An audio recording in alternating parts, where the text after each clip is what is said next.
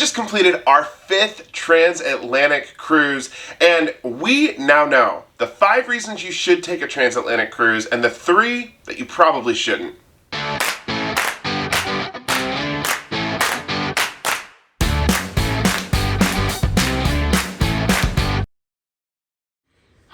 YouTube. So this is Maddie from Wheelchair Adventures and you're watching JJ Cruise. What's up, people? Hey everyone, what's up? My name is Jordan. And I'm Jared. And this is JJ Cruise. Thank you so much for coming into the video today. We are so excited to bring you some new information on transatlantic cruises. We've now done 5 of them, which transatlantic or repositioning, however you call these cruises, we are crossing from one side of the world to the other, and we really feel like we know now who transatlantic cruises are for. Yep, we've done it all from the Caribbean to the Mediterranean, from northern United States or Canada all the way up to northern Europe, Iceland, Greenland, you name it, we have been doing it all in between.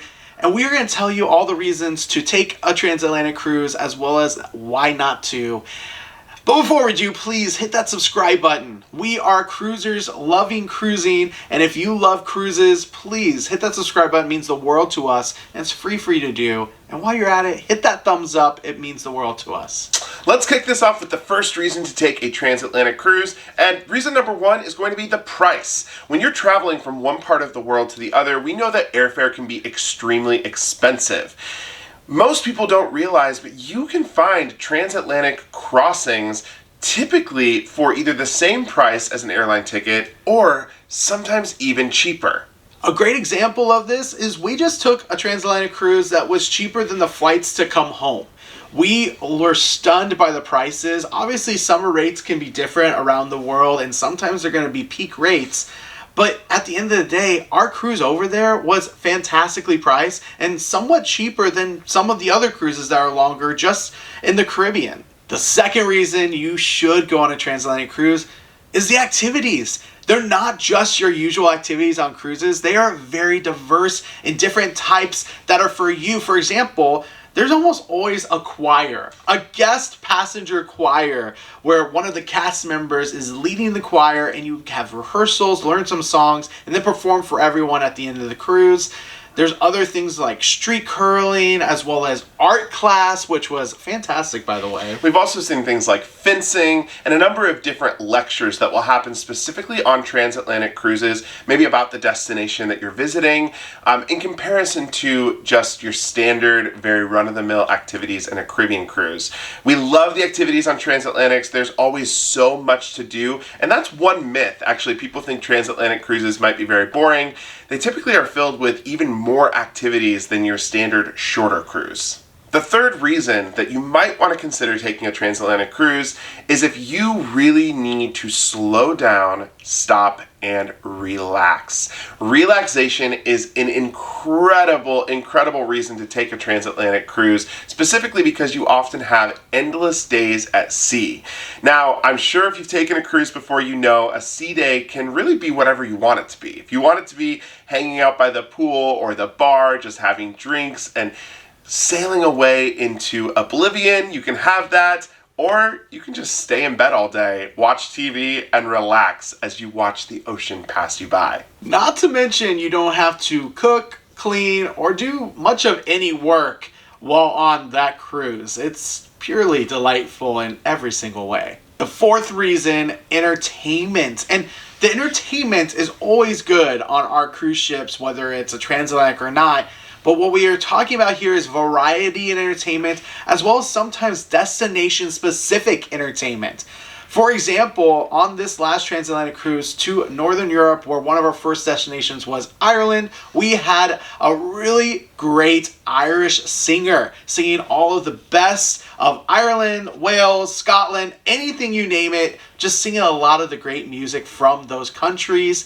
But there's just such great variety on stage. You don't just get the production shows that you see all the time. You also get the other new stuff, nuances, whether it's comedians, singers, magicians, acrobats, whatever you name it, they get a variety of things to see on this cruise. Speaking of diversity, that kind of leads us into the 5th reason that you might want to consider taking a transatlantic, and that is the people that you meet on board.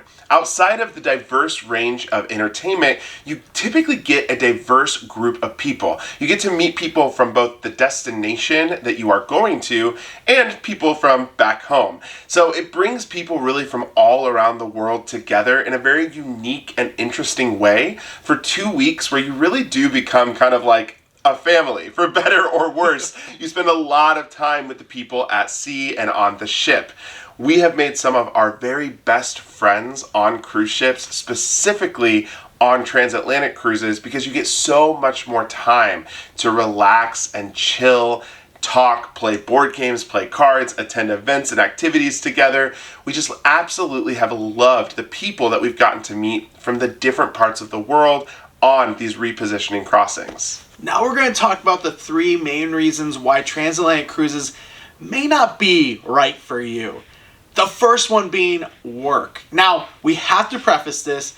We worked from every single transatlantic cruise and we loved doing it. You had that sea out there at your viewpoint while you're typing away. But what we want to specify here is if you are somebody who has to be on a lot of meetings, especially via video call, and you have to be reliable on being able to be there at a set time and not miss it, that is going to be a little tricky.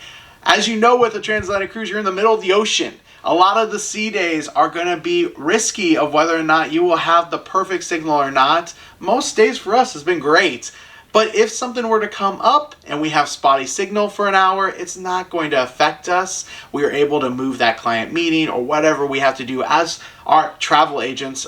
We can make our own schedule. But other people that need to be on the phone, maybe with their boss at any given time, it might be a little more risky. It's also important to note that the time does change, either moving forward or moving back, depending on the type of repositioning cruise that you are doing.